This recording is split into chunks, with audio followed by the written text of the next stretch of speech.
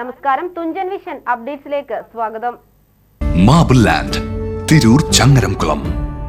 രാജ്യത്ത് ഗുണമേന്മയുള്ള വിദ്യാഭ്യാസം നൽകുന്ന സംസ്ഥാനം കേരളമാണെന്ന് മന്ത്രി V Abdurahiman Ponmundam government higher secondary school hitech കെട്ടിടത്തിന്റെ ശിലാസ്ഥാപനം നിർവഹിക്കുകയായിരുന്നു അദ്ദേഹം. കേരളത്തിലെ പൊതുസമൂഹം ഏറ്റെടുത്ത വിദ്യാഭ്യാസം എന്ന സംസ്കാരത്തിന്റെ ഭാഗമായി എല്ലാ എതിർപ്പുകളെയും മറികടന്നുകൊണ്ട് ഈ കെട്ടിടത്തിന്റെ നിർമ്മാണ പ്രവർത്തനം ഇവിടെ ആരംഭിക്കുകയാണ്.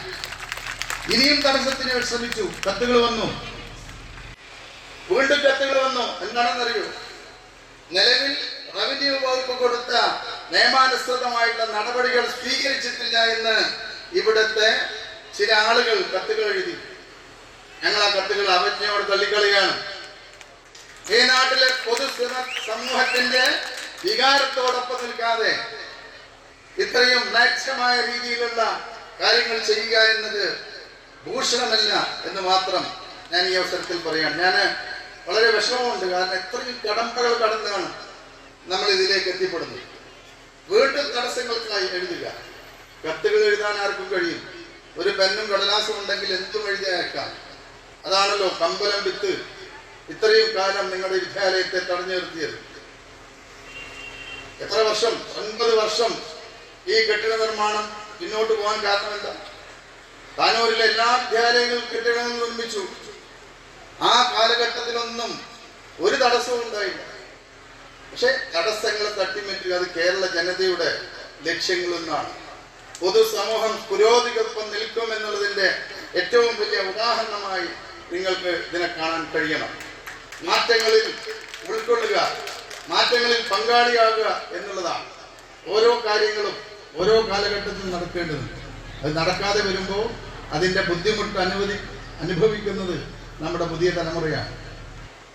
ലോകത്തുള്ള ഏറ്റവും നൂതനമായുള്ള വിദ്യാഭ്യാസ സ്ഥാപനങ്ങളും പെൺകുട്ടികളുടെ വിദ്യാഭ്യാസം ഉന്നതിയിലേക്ക് എത്തിക്കാനും കൊഴിഞ്ഞുപോക്ക് കുറയ്ക്കാനും നമുക്ക് സാധിച്ചിട്ടുണ്ട്. ജനകീയാസൂത്രണ പദ്ധതി പ്രകാരം സ്കൂളുകളുടെ പ്രവർത്തന മേൽനോട്ടം പഞ്ചായത്തുകളെ ഏൽപ്പിക്കാൻ കഴിഞ്ഞതും അവർ കൃത്യമായ വികസന മേഖലകൾ ചൂണ്ടിക്കാണിച്ചത് സർക്കാർ നടപ്പിലാക്കിയതുകൊണ്ടാണ് സമഗ്ര വിദ്യാഭ്യാസ പുരോഗതി സംസ്ഥാനത്തിന് കൈവരിക്കാൻ കഴിഞ്ഞതെന്ന് മന്ത്രി പറഞ്ഞു. 6.72 കോടി ചെലവിലാണ് പുതിയ ഹൈടെക് കെട്ടിടം നിർമ്മിക്കുന്നത്.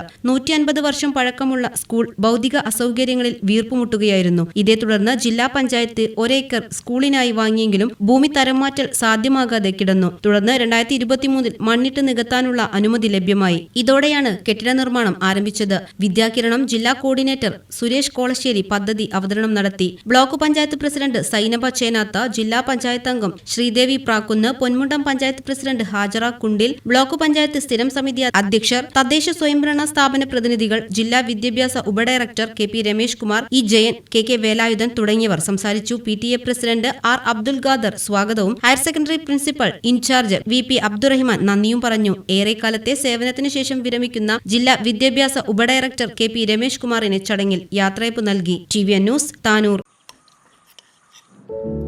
എന്നാലും ഗൾഫിലിരുന്നുകൊണ്ട് നീ വീട് ഇത്രയും ഭംഗിയാക്കുമെന്ന് വിചാരിച്ചില്ല.